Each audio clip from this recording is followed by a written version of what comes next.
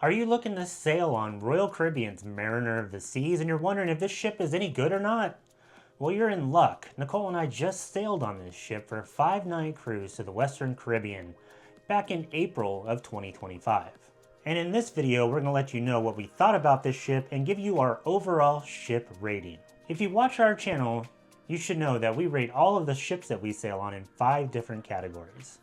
And they are ship layout and amenities, food and beverage, entertainment, maintenance and cleanliness, and value for your money.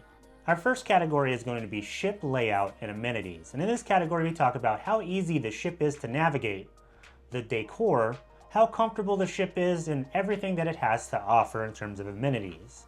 Mariner of the Seas is a Voyager-Class ship, and it made its maiden voyage back in 2003. It is a very traditional Voyager-Class setup. If you've ever been on Voyager, Mariner, Navigator, Explorer, or Adventure, it should be very familiar to you. It has an ice skating rink on deck 3, it has the Royal Promenade on deck 5, it has a really nice pool deck way up in deck 11 and 12, and of course it has all the standard Royal Caribbean venues and setup. We really like the Voyager-Class setup, and it makes a medium-sized ship like Mariner of the Seas. It makes it feel a little bit more efficient and a little bit bigger than what it actually is. But there are some things that we don't like about the setup on Mariner of the Seas, and we'll just go over a couple of them. One, the secondary spaces for entertainment venues are lacking. They're usually pretty smaller. So if you wanted to go to a game show inside the Star Lounge, which is where they have like Perfect Couple and Battle of the Sexes, you need to get there very early, or otherwise you're going to be in standing room only because there's only so many seats in there. And it's the same thing with trivia in the Schooner Bar and some of the other venues on board the ship. Another big negative for the Voyager-Class ships, and Mariner of the Seas in particular, is the solarium, the adult-only area. It's on deck 11, but the main walkways through deck 11 go right through it. So it doesn't really give it that private feeling of the solariums on some of the other ships like the Oasis class or the Quantum class. Now for Mariner in particular, the gym and spa do not feel updated at all. They still have the ship shape, that's really hard to say. Signage outside, even though that they are called Vitality at Sea now, and it just feels very early 2000s. The kids clubs don't look like they've been updated at all since the ship made its maiden voyage back in 2003, and these areas could really use a freshening up. And then we had a room on deck 2, and it was a very cumbersome spot to get to. If you wanted to go to the Studio B to go to the ice skating rink, you had to go from deck 2 up to deck 4, walk all the way to the other side of the ship, and then go back down to deck 3. There was no easy pass-through in that section of the ship. So overall, we do like the Voyager-Class setup, and we do like the ship amenities that Mariner of the Seas has. But we do think it could be a lot better, and we're glad that Royal Caribbean improved upon these things in some of its later ships that they've designed. So overall, in ship layout and amenities, we're going to give Mariner of the Seas a 3.5 out of 5. Up next, we have food and beverage. In this category, we are going to rate the quality and the variety of food and beverage aboard Mariner of the Seas. Mariner of the Seas does have more specialty dining options than some of the other Voyager-Class ships, which is definitely a plus. It also has playmakers and the bamboo room, and the bamboo room is one of our favorite venues on board. Overall, the food was very good aboard Mariner of the Seas, and we had fantastic service in the main dining room every time we went. There is a decent amount of variety between the different bars and venues on board. However, one shortcoming with those is minus the bamboo room, they all have very similar bar menus. So there's not a lot of different drink variety options unless you want to come up with something on your own. It is that standard Royal Caribbean bar menu at pretty much every venue. There are not very many complimentary dining options either. So if you do not feel like going to the main dining room or the Windjammer, there are not a lot of other options for you. There's the Dog House and there's Cafe Promenade. But that is about it. Unfortunately, there's no El Loco Fresh or anything like that on Mariner of the Seas. And there's also no lime and coconut, which is kind of a pool deck staple now on Royal Caribbean. And so that is a little bit of a downfall that they don't have that, along with being able to get nachos by the pool. Overall, we give Mariner of the Seas a 3.75 out of 5 for food and beverage. The quality of the food in every venue that we tried was very good. However, it could use a lot more variety, especially if you're not looking for a sit-down meal and you don't want to pay the extra for specialty dining. Up next is entertainment. In this category, we rate the ship on how well it keeps you entertained on board for your cruise. In our opinion, this is probably Mariner of the Seas' strongest category. Mariner of the Seas has a variety of shows that will keep you entertained and a ton of activities throughout your cruise, even on port days if you decide to stay on the ship. Some of our favorites were the ice skating show, which is Ice Under the Big Top. It was excellent. Definitely one of the better Royal Caribbean ice skating shows. And then they had Gallery of Dreams inside the Royal Theater, and we're not usually big into the song and dance review style shows, but this one was pretty good, especially since it's kind of older, and it does feel older, but we really enjoyed it. We had a headliner act that was a juggling comedian, and he was pretty funny and put on a great show. And there's lots of activities to do on board this ship throughout every single day. There's trivia, there's game shows, there was even archery up in Ellington's lounge. So if you're looking for something to do, Mariner of the Seas has plenty to do and plenty to keep you entertained throughout your 5 days on board this ship. We didn't feel that we needed to bring a board game on board at all. We went from activity to activity and show to show, and we were really never bored on board this ship. There was a few things that Mariner of the Seas did that we didn't see on other Royal Caribbean ships, like the Royal Roundup, which was a Texas-themed hoedown, I guess, inside Studio B, which is a big dance party. They also did a kids fair on the Royal Promenade, where they had little games for the kids to play, and they also had cotton candy and popcorn and other things going on at that time as well. It was like a block party or a street fair. The only downside from the entertainment on board Mariner of the Seas was a couple of the shows did feel a little dated. I mentioned Gallery of Dreams, but there was a secondary show inside the main theater, and it felt kind of dated as well.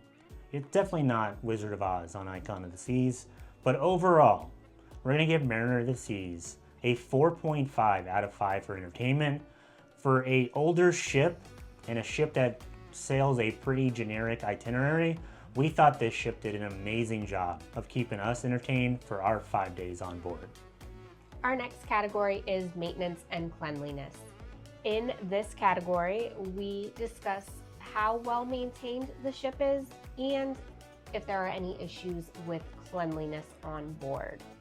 Mariner of the Seas is 22 years old, and in a lot of areas you can tell. For maintenance, there are a lot of issues with broken fixtures, rust, broken chairs. Just overall, you can tell that it has been 22 years and she's partied pretty hard. During the dry dock amplifications, some of the cabins have been slightly updated. We were lucky enough to have one of the more updated versions. But walking down the halls, you can see that that is not the case for a majority of them. Most of them look like they have not been touched since the ship came out in 2003. Even though our cabin had been refreshed a little bit, we did still have some issues. Our shower head was broken, and at one point, our toilet and all the toilets on deck 2 broke as well. But on a positive note, we did not have any issues with cleanliness. Our cabin was clean. The entire ship and all the public areas was clean. The workers are always wiping down tables, wiping down handrails. The ship overall was very clean, just old and needs a lot of maintenance. Overall, there weren't too many issues with things not being functional on the ship. In the arcade, if you did walk through, there were a couple games that you would notice were out of order. There were a few things out of order in the sports zone, but overall majority of things were functional, and she's just an old ship.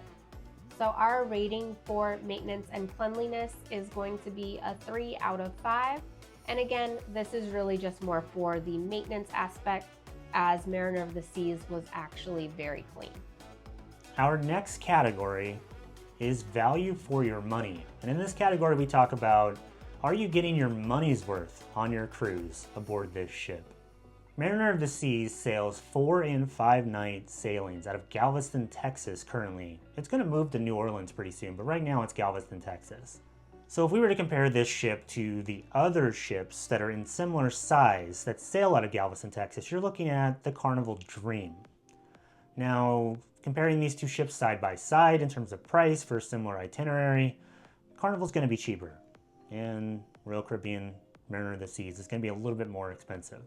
We spent about $1,000 for the two of us in an ocean view cabin on deck 2 for our 5-night sailing. In our opinion, we got a lot for our money, for our $1,000 that we spent for this cruise. If you include the fact that you got so much more entertainment and activities on board this ship, and how much stuff there was to actually do compared to some of the Carnival ships that sail out of Galveston, Texas, like I mentioned earlier, the Carnival Dream. We believe the money that we spent for Mariner of the Seas was definitely worth it, and I had no issues, and I would have no issues spending $1,000 again to go on Mariner of the Seas for a similar itinerary out of Galveston. Now, there were a couple issues in terms of maybe this isn't really worth it.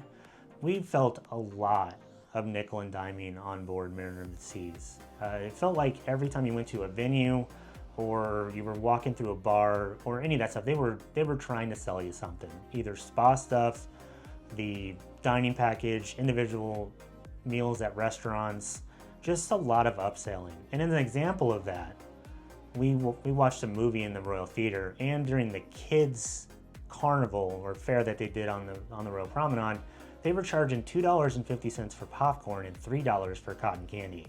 And I don't know about you, I think cotton candy and popcorn should be free. I mean, it's $2.50. We spent $1,000 to be here.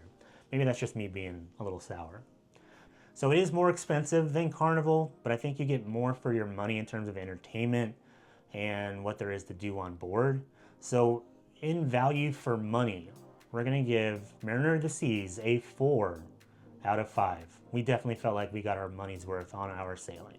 So that's all 5 categories. We gave Mariner of the Seas a 3.5 out of 5 in ship layout and amenities, a 3.75 out of 5 in food and beverage, a 4.5 out of 5 in entertainment, a 3 out of 5 in maintenance and cleanliness, and then a 4 out of 5 in value for your money. If you add up all those numbers, I know it's a lot of math, but that equals an 18.75 out of 25. And if you divide that by 5, that equals a 3.75 out of 5. So overall, we give Mariner of the Seas a 3.75 out of 5, which I think is a pretty good score for a ship that's 22 years old. How does that compare to the other ships that we've rated? So our worst rated ship is Voyager of the Seas, which is a Voyager-Class ship just like Mariner of the Seas, and we gave it a 2.75 out of 5, which is pretty low, and yeah, we know a lot of people don't agree with that. We gave Carnival Jubilee a 3.95 out of 5, which is a pretty good score. And then our favorite ship, Icon of the Seas, we gave a 4.3 out of 5, and then Utopia of the Seas is our highest rated ship in our categories with a 4.7 out of 5. So Mariner of the Seas comes in just below Jubilee, but a lot higher than Voyager of the Seas, which I think we agree with. I think overall it's probably right where it needs to be. Now this is where we kind of discuss, is Mariner of the Seas better than our favorite ship, Icon of the Seas? What do you think, Nicole? No. Yeah, that was pretty quick. I would 100% agree. Mariner of the Seas is a very good older ship. And at one time it was one of the largest ships in the entire world with the most stuff to do on it, and probably a shining star in Royal Caribbean's fleet. But after about 22 years, when you have the Oasis class and now the Icon class out there, yeah, it's going to be really hard for that ship to compete with what those larger ships have to offer. So overall, we don't think that Mariner of the Seas is a bad ship by any means. It's just older and it's hard to compete with the brand new shiny ships that are out there. It does have a smaller, kind of more, cozy feel, which a lot of people do prefer. And it still comes in at a pretty respectable option for a mid-size class ship. So overall, a 3.75 is a pretty good score for a 22-year-old Voyager-Class ship. And we think you would probably have a really good time sailing on it, and you should definitely give it a shot. So that'll wrap up our ship rating for Royal Caribbean's Mariner of the Seas. If you have any questions about how we rated this ship, or if you agree or disagree, or if you'd like to tell us what you thought about Mariner of the Seas, please let us know in the comments section below. If you'd like to support our channel and you liked this video, make sure you like this video and subscribe to our channel for more. If you need us, we'll be up in the Windjammer because the food up there is pretty good. I'm Travis. And I'm Nicole. Thanks so much for watching.